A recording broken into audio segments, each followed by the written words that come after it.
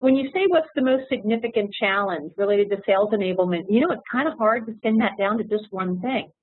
But I would say that one of the very difficult things, I believe, with any kind of enablement, whether that's with the enablement that we do for our customers in a classroom or whether it's for our sales enablement, is really creating that stickiness of learning. You know, when you share information, knowledge with people, it kind of comes and goes, right? So we absorb some of it, and then, you know, our busy brains just move on to other things. So I think that's a very big challenge. And second to that, specifically to sales enablement, I would say, is really the challenge of keeping someone's attention, right? I think in the world of multitasking and lots of technologies and lots of ways to be able to communicate online and in person and so on, when we were doing a lot of things virtually, we started to get the sense that maybe nobody was listening. I mean, I can't imagine because, of course, we were, you know, very dynamic speakers, of course. But the challenge really is, you know, how do we get our sales force to understand the solutions in a way that they're able to know it deeply enough and know it in context well enough to be able to go out and truly serve our customers. That, at the end of the day, is what they need to do. So we used to go about that in this very much traditional fashion. You've got a geographically dispersed sales force. They're all on the road. So you try to pick those lovely times, like 7:30 in the morning, 7 at night, to be hosting a 1-hour webinar.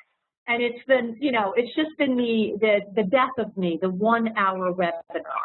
And we would just have these webinars, and you knew for a fact, though, a decent amount of people came. Not everybody came, for sure. And clearly the majority of them were not listening. And then we thought, oh, we'll get smart. We'll actually follow it up with some kind of survey so that we know if they are listening, if they're paying attention.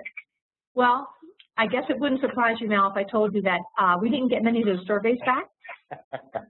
I know it's a shock, but we didn't get too many back. So we were challenged with this, getting their attention, keeping the knowledge relevant and sticky, and being able to make sure that they actually acquired some knowledge in the process. And lastly, what was really a challenge is when people needed to go back to that 5-minute conversation that was in the middle of the webinar, and that was the piece that was really relevant in a situation that the rep needed to refresh on, they really struggled with how do I go find that nugget that I know is in that haystack of that 1-hour webinar. So we decided to be bold and brave, and we just said no more 1-hour webinars. I don't care what you say. And we went with more of a micro-learning approach. And technology has enabled us to do this, but we're now using much more multimedia. We're using much more informal types of knowledge capture, nicely done, but just still informal, low cost, getting directly to the subject matter experts where the knowledge sits, capturing it and sending it out in more of a micro-learning approach that not only sends it to them in smaller pieces, like less than 10 minutes, which is a beautiful thing, but it's something that we can do in a programmatic way. So we can string concepts together and push them out over a period of time so that they can digest and absorb and, very importantly, go back to that knowledge nugget when they really need it, right on a mobile device. I've had reps call me and tell me that, honestly, like they're like, that has revolutionized how I sell, because now I can sit in my car, pull up my smartphone, go right back to one of those great little video vignettes or a little white paper case study that I got that I know has the information I need, and I can refresh and really use it to help my customer understand the benefit of a strategy that we might be proposing. So in the case of Lori in a very high-tech company, there very often are ERP providers that are very much in the news in the market today.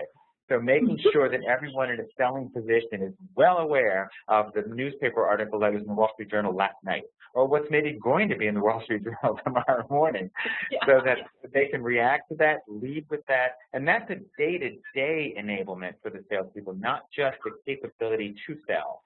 And it's not even about the portfolio, but it is about the market, and that's where Brian went to the customer place, the customer context. It's not all about us. It's about us relating to that customer one by one and to a market in total. So I think, again, we're looking at this in such a way, the reason I pointed this is, again, I am of that aged workforce, if you will, that's ready to go off the cliff soon. So one of the things that I see, too, is we need that foundation so that when people like myself are ready to go, the strategy is still well-founded and based on that foundation. So in Lori's example, if she has a technology that she's exploiting to push information, and then I think the real value is, in the heart and soul of what you were saying, the validation about who received the information and who comprehended the information, and it's the old so that we can take further action. In your case, it may be to take further action for more communication targeted at those who did not comprehend. From the sales manager's perspective, it could be that that person in that role chooses to restrict people's work because it's so severely risking business and the reputation that we basically now have the capability to make that decision, whereas before it was, I think. And you know, a subjective feel rather than objective data that really arms us to move forward. So it's a matter of being able to push data through there. Technology that we've leveraged to really make this transformation. I mean, taking that aside, I don't quite know how we would achieve the same measure of success with what we're doing with our traditional tools and capabilities, because you're just always left with a bit of an unknown. It's a black hole.